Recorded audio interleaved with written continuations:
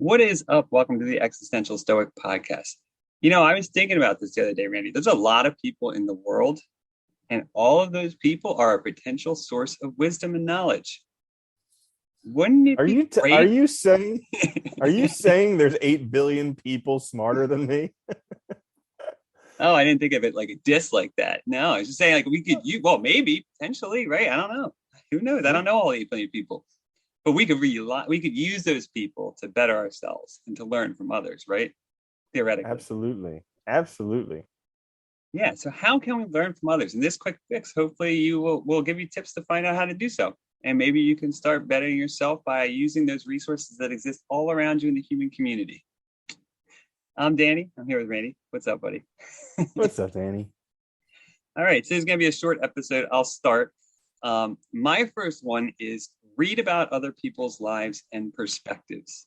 And I think the perspectives part is important too, because I think, we have like so many biographies, philosophies. I mean, just like personal narratives, all these different ways of writing and telling our stories, and they exist out there, and you can access them. And I think actually using that resource, reading about other people's lives, reading about their stories, finding out their perspective, it's such a great way to learn from their mistakes, their successes, their failures, their experiences. I mean, literally, we forget how common the human experience is, I think. And when you start reading, you start seeing like all these connections and ways that you can just improve your life and learn from others, I think, without actually having to even interact with them. Literally, you do through the page. Yeah, that's a great one. I love reading biographies. And one thing that I picked up on once I started reading biographies was a lot of the people who we think are like the most successful people, they literally endured through the most hellish childhood that you could possibly imagine. Like their life was terrible. And then during that terrible, they made a decision that they're going to improve their life. And that's what they did. And I think that's some for me personally, that was something huge that I learned from a lot of biographies that I read is like a lot of these people that we how they get so successful, they're so lucky. Gosh, why doesn't that Yeah. happen to me? And it's like you would not wish this childhood upon yourself or anyone you knew No, because it was terrible. So yeah, that's a great one. I'm glad you actually mentioned that too, because also thinking like the Stoics, like you had slaves. Well, some of them were slaves. I mean, you had I just mentioned them before we started recording. Like Nietzsche had a horrible life. Like I think you realize that not all their lives were great. We emphasize that, and then we forget that like they really did endure a lot. So it takes a lot to be great yourself. Yeah. Yeah, absolutely. So my first one is be humble. And this is one that I struggle with all the time because I Yeah. have this perception that I'm smart. And so then it's like, oh, I'm always right, you know? So this is one that I struggle with so much because I'm like, oh, I clearly know the answer. How could I don't have to listen to them? What they don't know what they're talking about. And so like I struggle with Oh this God. all the time because I think that I'm intelligent, but actually, every time I catch myself doing that, I'm like, well, I mean, maybe it's true, maybe it's not, but that's kind of a sign of low intelligence, not even giving the other person the time of day and thinking that you have all the answers. And actually, uh, being being humble enough to learn from somebody else, like because it's easy to teach someone else. At least that's the way that I see it. But learning from someone else, you almost have to be in that place of, oh, I don't know it all. And Yeah. like Socrates said, all I know is I don't know. But actually, it's easy to say that, but it's another completely different thing to actually act Yeah. that to be Yeah. that, oh, I don't know. So I'm going to open up to whatever you have to say.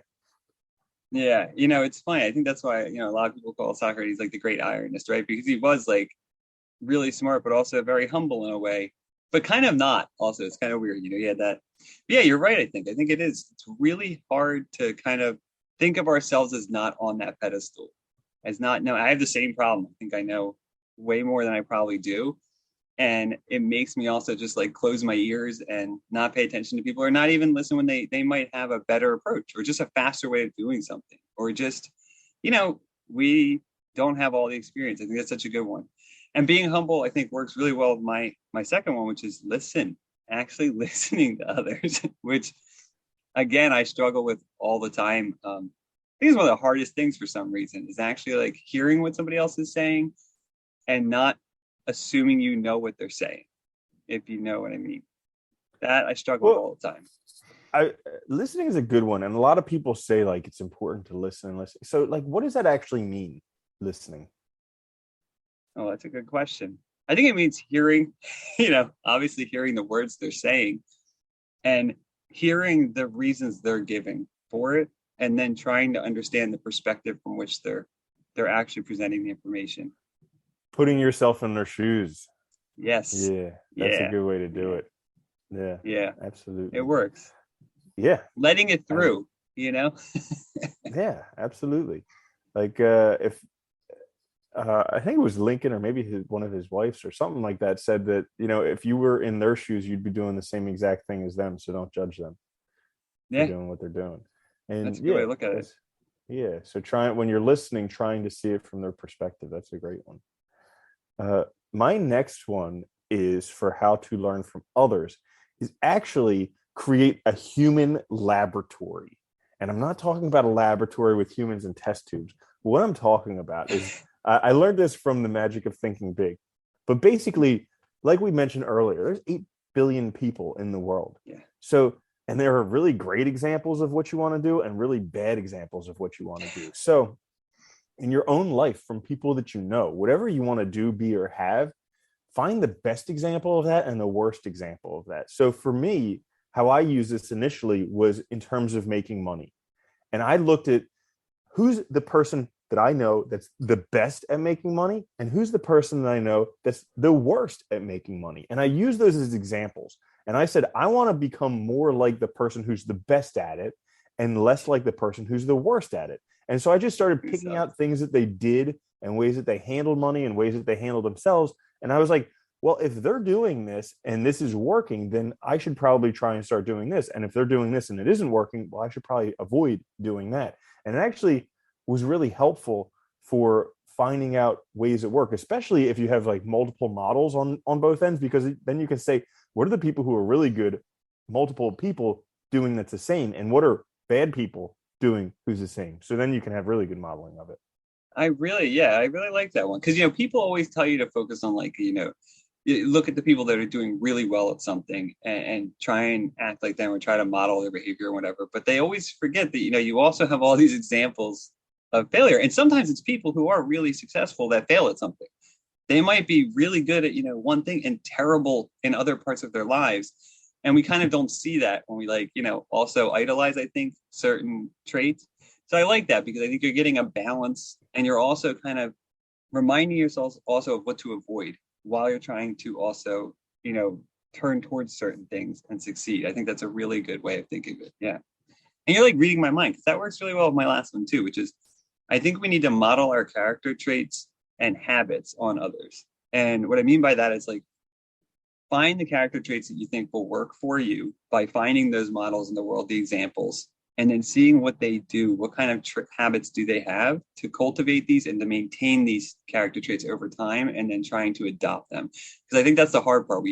We're good at sort of usually recognizing, like, oh, that person works hard or that person communicates well, but we're bad at seeing how they maintain it over time because we like to think that they're just naturally gifted.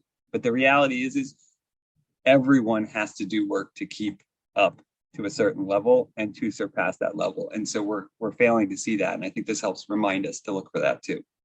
Mhm. Yeah, it's a good one because we are good at kind of copying what other people are doing. Yeah. I know it's not the right reference of it, but the mirror neurons we have in the brain, where like when other people are happy, we feel happy and everything like that. I think it also somewhat works when other people are doing things. We can copy that a lot better because we have this primal pathway within ourselves, and if we find the right people to model, then yeah, definitely. Yeah. That makes sense. I So think it's a good reference for the mirror neurons. Why yeah, not? Yeah. yeah. So my last one is kind of following the same line here, is actually choose your five. So we've all been told that we're the sum total of the 5 people we spend the most time with.